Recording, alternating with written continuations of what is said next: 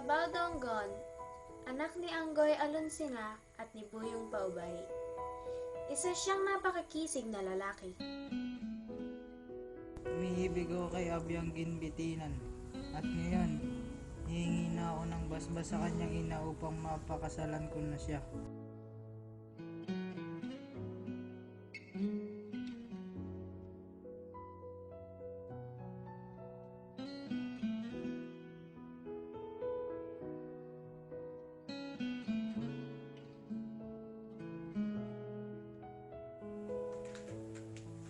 Hihingi na po ko ng basbas upang mapakasalan ko ang inyong anak na si Anggoy Ginbitinan. Lubos ko po talaga siyang iniibig.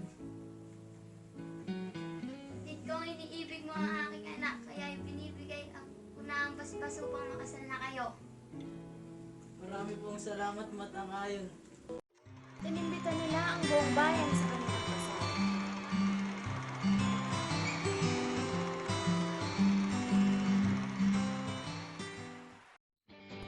Hindi nagtagal, ay umibig siyang muli sa isang magandang babae na nagngangalang Anggoy noon. Naligawan niya ito at hindi nagtagal ay nagpakasal sila.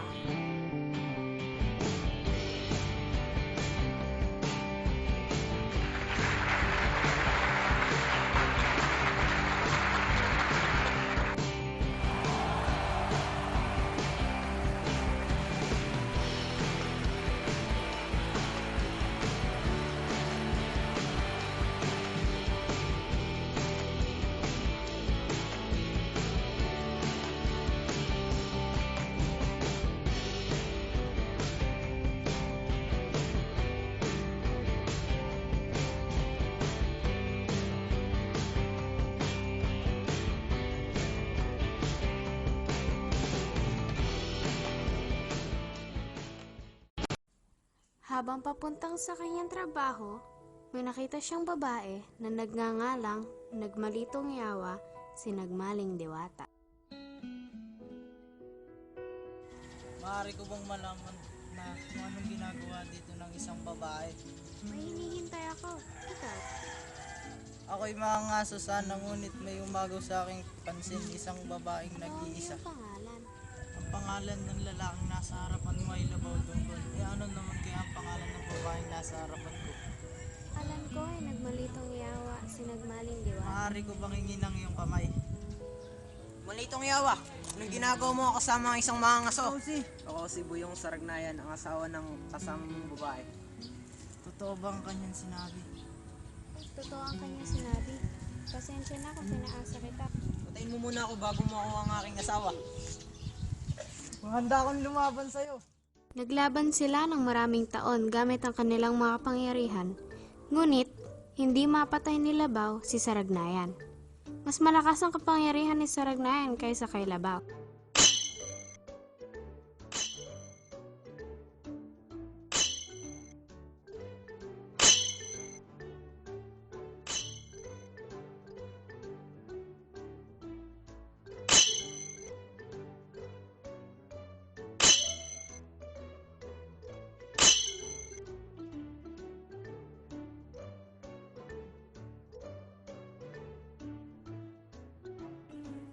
Natalo si Labaw at siya ay tinali at kinulong sa kulungan ng baboy ni Saragnayan.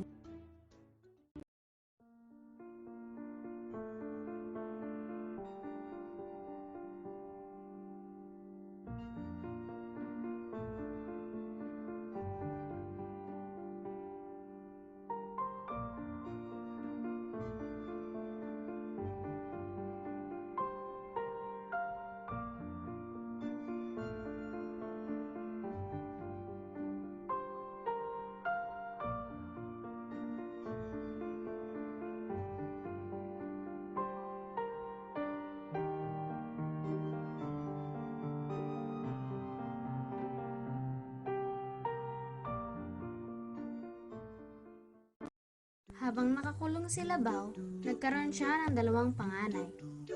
Si Aso Mangga na panganay niya kay Abyang Ginbitinan. At si Buyong Baranugon na panganay niya kay Anggoy Doronoon.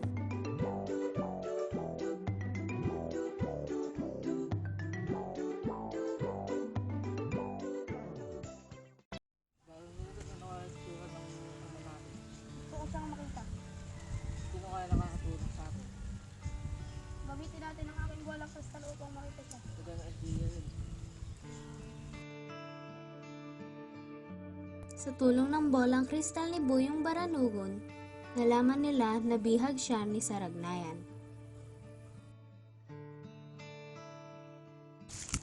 Naglakbay ang magkapatid patungo sa kinaroroonan ng kanilang ama at nagtagumpay sa pagpapalaya nito, na napakatanda na at nababalutan na ng sariling buhok ang katawan.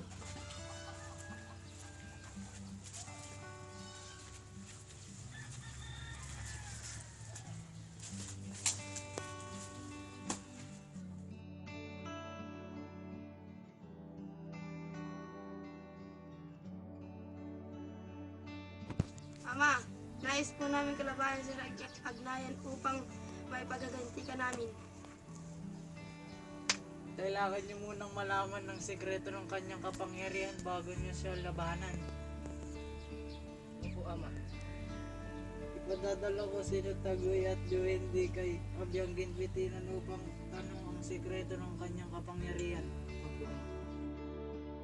Nalaman ni Baranugon kay Abyang na itinatago at pinangangalagaan ng isang baboy ramo sa kabundukan ang kapangyarihan ni Saragnayan.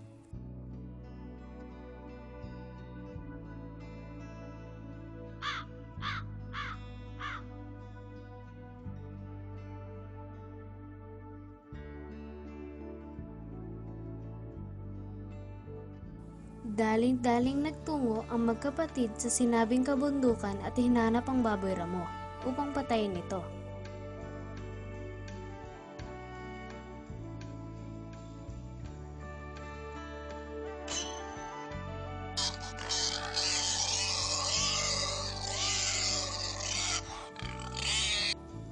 Matapos nila itong patayin, kinain nila ang puso na siyang buhay at kapangyarihan ni Saragnayan.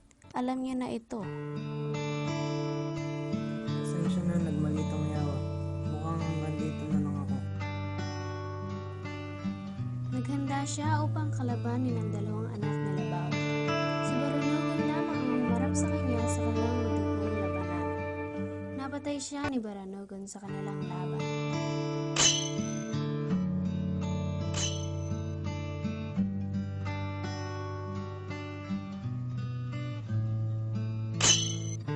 Pagkatapos ng laban, ay hinanap nila ang kanilang ama.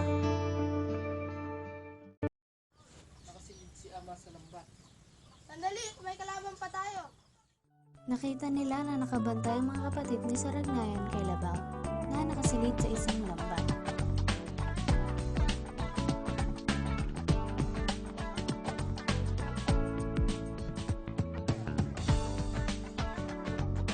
Pinatay silang lahat ni Baranugon at pinalaya nila ang kanilang ama mula sa lambat. Ama, nadidinig mo ba kami? Nalaman ng magkapatid na hindi na makarinig ang kanilang ama. Hindi na rin nito nagamit ng tama ang pag-iisip. Pinalaguan nila ang kanilang ama at inalagaan ito ng mabuti. Samantala, ang mga bayaw ni Anggoy Ginbitinan ay ikinasal sa mga kapatid ni Nagmalitong Yawa.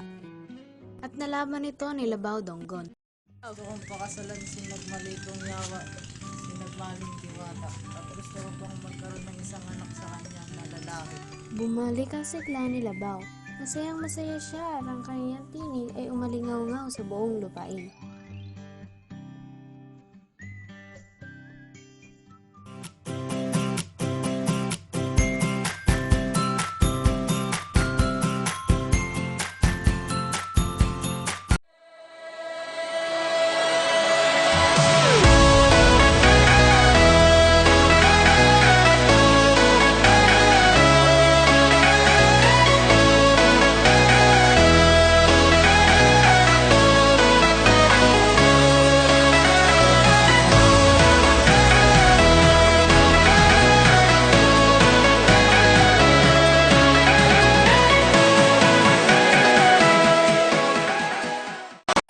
Scene 3.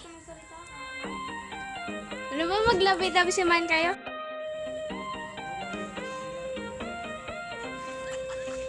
Ano pa? Stig pa.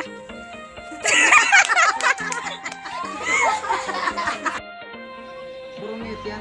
Oo, nakamit mo. Pero ako.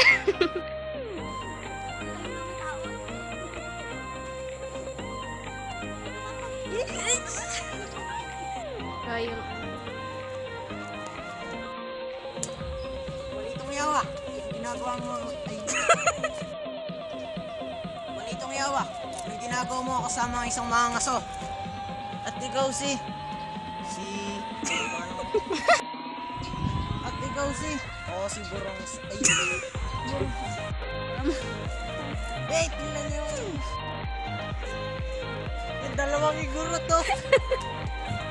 Hunt and Save, Scene 8, go. Ama, nais po namin kalabahan si Agnayan upang makapag... Ulit! Sikreto ng kanyang kapangyarihan bago niya siya ibahan. Opo, ama ay. Ulit. Sige, go. Wait lang. Nagbasaan na. Ay, saan ka sa may taas? Ay, dito kayong dalawa. Hindi, dyan ka na lang, dyan ka na lang. Na lang!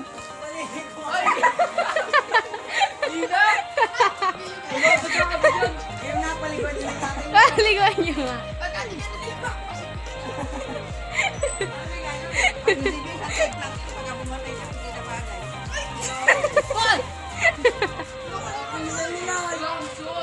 Paliguan niya.